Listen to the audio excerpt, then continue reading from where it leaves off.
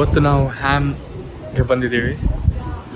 ಹಮ್ ಅಂತ ಹೇಳ್ತಾರೆ, ಹಾಮ್ ಅಂತ ಹೇಳ್ತೀವಿ. ಹ್ಯಾಮ್ಗೆ ಬಂದಿದ್ದೀವಿ ಇವತ್ತು. ಏನು ವಿಶೇಷ ಅಂದರೆ ನಮ್ಮ ಮೇಡಮಿಗೆ ಇವತ್ತು ಬೆಳಿಗ್ಗೆ ಎದ್ದ ಕೂಡಲೇ ಟೆಂಪಲಿಗೆ ಹೋಗ್ಬೇಕಂತ ತುಂಬ ಜೋರು ಆಸೆ ಆಯಿತು. ಶ್ರಾವಣ ಶನಿವಾರ ಅಂತೆ. ಸೊ ಬೆಳಿಗ್ಗೆ ಎದ್ದ ಕೂಡಲೇ ಅವರಿಗೆ ಟೆಂಪಲಿಗೆ ಹೋಗ್ಬೇಕಂತ ತುಂಬ ಆಸೆ ಆಯಿತು. ನನಗೆ 8 ಗಂಟೆಯಿಂದ ನನಗೆ ಎಬ್ಬಿಸ್ತಿದ್ದಾರೆ.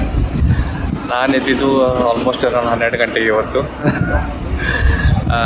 ಈಗ ಒಂದು 5 ಗಂಟೆ ಆಗಲಿಕ್ಕೆ ಆಯಿತು. ಟೆಂಪಲ್ ಓಪನ್ ಆಗೋದು 5 ಗಂಟೆಗೆ ಸಾಯಂಕಾಲ, ಮತ್ತು ಬೆಳಿಗ್ಗೆ 8ರಿಂದ 1 ಗಂಟೆವರೆಗೆ ಓಪನ್ ಇರಬೇಕದು. ಅದಾದಮೇಲೆ ಕ್ಲೋಸ್ ಆಗುತ್ತೆ. ಸೊ ಹಾಗೆ ಇವತ್ತು ಮಧ್ಯಾಹ್ನ ಟ್ರೈನ್ ಇಟ್ಕೊಂಡು ಹ್ಯಾಮ್ ಬಂದ್ವಿ.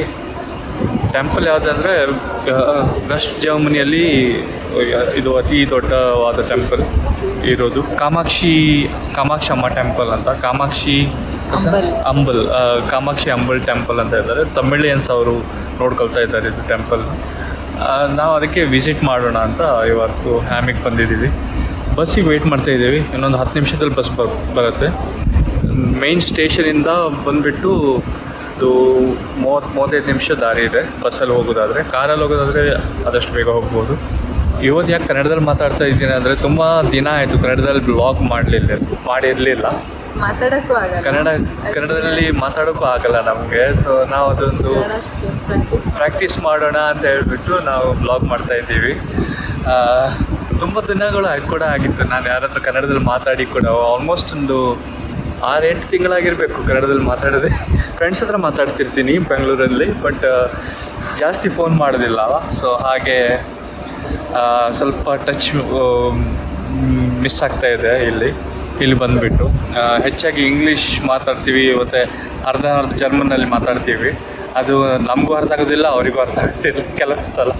ಬಟ್ ಆದರೂ ನಾವು ಟ್ರೈ ಮಾಡ್ತೀವಿ ಅರ್ಧ ಜರ್ಮನಲ್ಲಿ ಮಾತಾಡೋಕ್ಕೆ. ಇಲ್ಲಾಂದರೆ ಜಾಸ್ತಿ ಇಂಗ್ಲೀಷಲ್ಲೇ ಮಾತಾಡ್ತೀವಿ ಇಲ್ಲಿ. ಮತ್ತು ನಮ್ಮ ಮನೆಯಲ್ಲಿ ನಾವು ಕೊಂಕಣಿಯಲ್ಲೇ ಮಾತಾಡೋದು. ಸೊ ಅದರಿಂದ ಕನ್ನಡ ಎಲ್ಲೂ ಯೂಸ್ ಆಗೋದಿಲ್ಲ ಹೆಚ್ಚಾಗಿ. ಸೊ ಅದರಿಂದ ಅಷ್ಟೇ. ಮತ್ತು ಅದೇ ಈಗ ಬಸ್ಸಿಗೆ ವೆಯ್ಟ್ ಮಾಡ್ತಾ ಇದ್ದೀವಿ. ನಾವು ಬಸ್ ಬಂದಮೇಲೆ ಅಲ್ಲಿ ಹೋದ್ಮೇಲೆ ಟೆಂಪಲ್ ತೋರಿಸ್ತೀನಿ ನಿಮಗೆ. ಹೋಪ್ಫುಲಿ ಒಳಗೆ ವಿಡಿಯೋ ಮಾಡ್ಲಿಕ್ಕೆ ಬಿಡ್ತಾರೆ ಅಂತ ಎಣ್ಸ್ಕೊಳ್ತೀನಿ ನಾನು. ಇಲ್ಲಾದರೆ ನೋಡೋಣ ಏನು ಮಾಡೋದು ಅಂತ. ಫೋನಲ್ಲಿ ಮಾಡೋಕ್ಕೆ ಬಿಡ್ತಾರೆ, ಕ್ಯಾಮ್ರಾ ಇಟ್ಕೊಂಡು ಹೋಗ್ತಾ ಇಲ್ಲ, ಫೋನ್ ಇಟ್ಕೊಂಡು ಹೋಗ್ತಾ ಇದ್ದೀವಿ. ಇಲ್ಲ ಹೊರಗಡೆಯಿಂದ ದೇವಸ್ಥಾನ ತೋರಿಸ್ತೀವಿ ಹೆಂಗೆ ಕಾಣುತ್ತೆ ಅಂತ.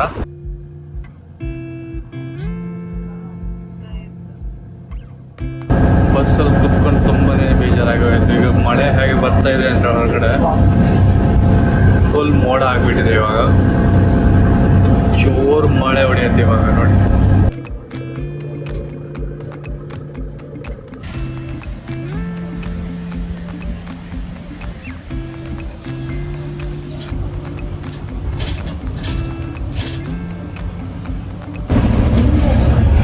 ಜೋರಾಗಿ ಮಳೆ ಹೊಡಿತಾ ಇದೆ. ಒದ್ದೆ ಕೊಡೆ ಇರೋದು ಗ್ಯಾರಂಟಿ ನೆನೆತೀವಿ ಇವತ್ತು. ಓ ಮೈ ಗುಡ್ನೆಸ್, ಮಳೆ ಹೊಡಿತಾ ಇದೆ. ಇವತ್ತು ನೆನ್ಪಿಟ್ಕೊಳ್ಳೇಬೇಕು ನಾವು. ಯಾಕಂದರೆ ಸುಮ್ಮನೆ ಮನೇಲಿ ಕುತ್ಕೊಳ್ಳೋಣ ಅಂತ ಹೇಳಿದ್ದೆ ನಾನು. ಆದಷ್ಟು ಲೇಟಾಗಿ ಹೊರಟಿದ್ವಿ, ಆದರೂ ಬಿಟ್ಟಿಲ್ಲ ಇವರು ನನಗೆ. ಸ್ವಲ್ಪ ವಿಸಿಟ್ ಮಾಡಬೇಕಂತ ಬರ್ತೀನಿ. ಸೊ ತುಂಬ ಐಸೋಲೇಟೆಡ್ ಇದೆ ಇದು ಪ್ಲೇಸು. ತುಂಬಾ ದೂರ ಇದೆ ಇದು ಸಿಟಿಯಿಂದ. ಒಳ್ಳೆ ಕಾಡು ಮಧ್ಯದಲ್ಲಿ ಬಂದಂಗೆ ಆಗ್ತಾ ಇದೆ ಇಲ್ಲಿ. I'll see you in a bit.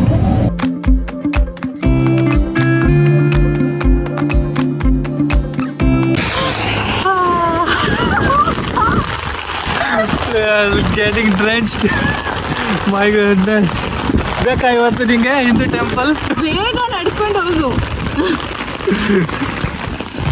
ಅಲ್ಲಿ ಓ ಲುಕ್ ಅಟ್ ದಟ್. ಅಲ್ಲಿ ಕಾಣ್ತಾ ಇದೆಯಾ?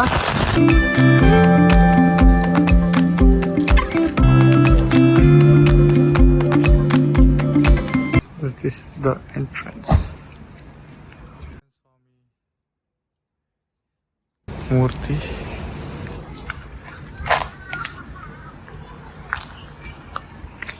ಇದೊಂದು ಹೊಸ ಎಂಟ್ರೆನ್ಸ್ ಮಾಡ್ತಾ ಇದ್ದಾರೆ ಟೆಂಪಲಿಗೆ. ಸೊ ಗೋಪುರ ಆಗಿಬಿಟ್ಟು ಒಂದು ಎಂಟ್ರೆನ್ಸ್ ಗೇಟ್ ಅಂತ ಸಪ್ರೇಟ್ ಮಾಡ್ತಾ ಇದ್ದಾರೆ. ಇದು ಹೊಸದು, ಇನ್ನೊಂದು 1 ವರ್ಷದಲ್ಲಿ ಮುಗಿಯುತ್ತೆ ಇದು. ನಮ್ಮ ಗಣೇಶನ ಗುಡಿ, ಗಣೇಶ, ಶಿವ, ಒಂದು ಚಾರಿಟಿ ಇದೆ ಇಲ್ಲಿ, ಮರದ್ದು ಅದು, ಬಟ್ ಗೋಲ್ಡನ್ ಪೇಂಟ್ ಮಾಡಿದ್ದಾರೆ.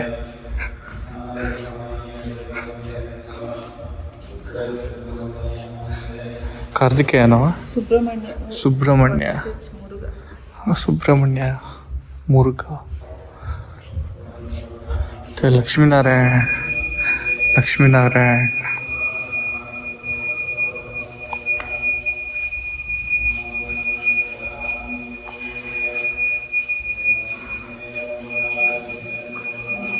ಸೋಮಕಂದರ್,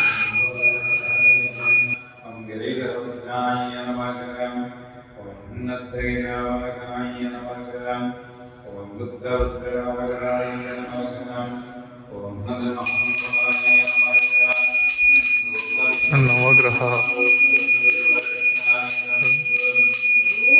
ಮತ್ತೆ ಅಯ್ಯಪ್ಪ ಸ್ವಾಮಿ ಟೆಂಪಲ್, ಭೈರವ ಟೆಂಪಲ್. ಇವರು ಬಂದ್ಬಿಟ್ಟು ಕಾಮಾಕ್ಷಿ ಅಮ್ಮ ಗುಡಿ. ಎಷ್ಟು ಸುಂದರವಾಗಿ ಬಂದಿದೆ.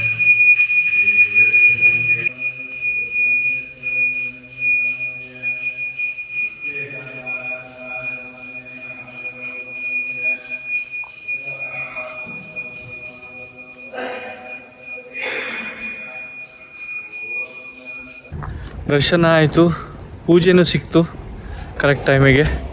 ಇವಾಗ ಬಸ್ ಸ್ಟಾಪಿಗೆ ಹೋಗ್ತಾ ಇದ್ದೀವಿ. ಇಲ್ಲಿಂದ ಒಂದು ಬಸ್ ಸ್ಟಾಪ್ ಹುಡ್ಕೋದು ಒಂದೊಂದು ದೊಡ್ಡ ಕೆಲಸ ಆಗತ್ತೆ. ಈಗ ಎಲ್ಲಿದೆ ಅಂತ ಗೊತ್ತಿಲ್ಲ ಬಸ್ ಸ್ಟಾಪು.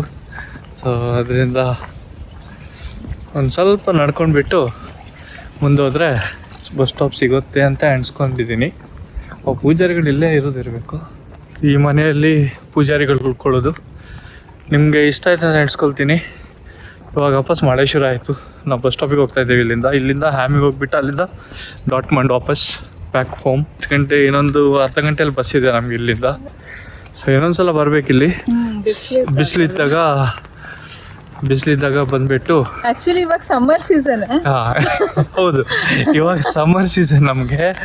ಆದರೂ ಇಲ್ಲಿ 2 ವಾರದಿಂದ ಮಳೆ ಆಗ್ತಾ ಇದೆ. ನೆಕ್ಸ್ಟ್ ವೀಕ್ ಫುಲ್ ಬಿಸಿಲಿದೆ ಅಂತೆ, ಬಟ್ ಗೊತ್ತಿಲ್ಲ ನೆಕ್ಸ್ಟ್ ವೀಕ್ ಏನಾಗುತ್ತೆ ಅಂತ. ವಾಪಸ್ ಒಂದು ಸ್ವಲ್ಪ ದಿನ ಆದಮೇಲೆ ಬರ್ಬೋದು ಇಲ್ಲಿಗೆ. ಬೆಳಿಗ್ಗೆ ಬರಬೇಕು. ಸಾಯಂಕಾಲ ಅಂದರೆ ಅದೇ 5 o'clock ಓಪನ್ ಆಗುತ್ತೆ, 7 o'clock ಕ್ಲೋಸ್ ಆಗಿಬಿಡತ್ತೆ. ಆದರೂ ಸ್ವಲ್ಪ ಅರ್ಜೆಂಟ್ ಆಗುತ್ತೆ ನಮಗೆ ಬರೆದಿದ್ದು ಹೋಗಲಿಕ್ಕೆ ಅಂತ. So that's all from here. I hope ನಿಮಗೆ ಈ ವಿಡಿಯೋ ತುಂಬ ಇಷ್ಟ ಆಗಿದೆ ಅಂತ. ನಾವು ಕನ್ನಡದಲ್ಲಿ ಮಾತಾಡಿದ್ದು ನಿಮಗೆ ತುಂಬ ಹಿಡಿಸಿದೆ ಅಂತ ಎಣಿಸ್ಕೊಳ್ತೀನಿ. ಫಸ್ಟ್ ಟೈಮ್ ನಾನು ಟ್ರೈ ಮಾಡಿದ್ದು ಕನ್ನಡದಲ್ಲಿ ವ್ಲಾಗ್ ಮಾಡಲಿಕ್ಕೆ. ಇವಳು ಯಾಕೆ ನಗಾಡ್ತಾ ಇದ್ದಾಳೆ ಅಂದರೆ, ಇಷ್ಟು ಕನ್ನಡ ನಾನು ಮಾತಾಡಲಿಲ್ಲ ಇವಳೊಟ್ಟಿಗಿದ್ದಾಗ. ಅದಕ್ಕೆ ನನಗೆ ಅದಕ್ಕೆ ಅವಳು ತುಂಬ ನಗಾಡ್ತಾ ಇರ್ತಾಳೆ ಆಲ್ಮೋಸ್ಟ್ ನಾನು ಯಾವತ್ತೂ ಕನ್ನಡ ಮಾತಾಡಬೇಕಾದ್ರೆ. ಇಲ್ಲ, ಆ್ಯಕ್ಚುಲಿ ಇವತ್ತು ಬೆಟರ್. ಇಲ್ಲಾಂದರೆ ನಾನು ಕನ್ನಡ ಮಾತಾಡಲಿಕ್ಕೆ ಮರ್ತೋಗ್ಬೇಕಿತ್ತು. ಆದರೂ ಎಷ್ಟು ಬೆಟರ್. ಚಿಕ್ಕದಿಂದ ಕನ್ನಡ ಮಾತಾಡ್ತಾ ಇದ್ದೀನಿ. ಡೆಫಿನೆಟ್ಲಿ ಮರ್ತೋಗೋದಿಲ್ಲ ನಾನು. ನೀನು ಮರ್ತೋಗ್ತೀಯಾ? ಸ್ವಲ್ಪ ವರ್ಡ್ಸ್ ಆ ಕಡೆ ಈ ಕಡೆ ಆಗ್ತದೆ, ಬಟ್ ಮರ್ತೋಗೋದಿಲ್ಲ ಅಷ್ಟೇ. ಓಕೆ ಗೈಸ್, ನಿಮಗೆ ಇಷ್ಟ ಆದರೆ ಕಮೆಂಟ್ಸ್ ಹಾಕಿ, ಲೈಕ್ ಮಾಡಿ, ಮತ್ತು ಸಬ್ಸ್ಕ್ರೈಬ್ ಕೂಡ ಮತ್ತು ಮಂಚ ಸುಡ್ತಾವಕ್ಕ.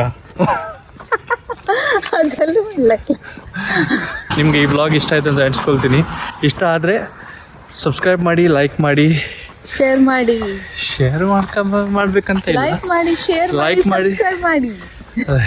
ಲೈಕ್ ಮಾಡಿ, ಸಬ್ಸ್ಕ್ರೈಬ್ ಮಾಡಿ, ಮತ್ತು ಕಮೆಂಟ್ ಕೂಡ ಮಾಡಿ ನಿಮಗೆ ಏನು ಇಷ್ಟ ಆಯಿತು ಅಂತ. ಮತ್ತು ಅಷ್ಟೇ, that's all from here. Take care, bye. I will see you in a next vlog.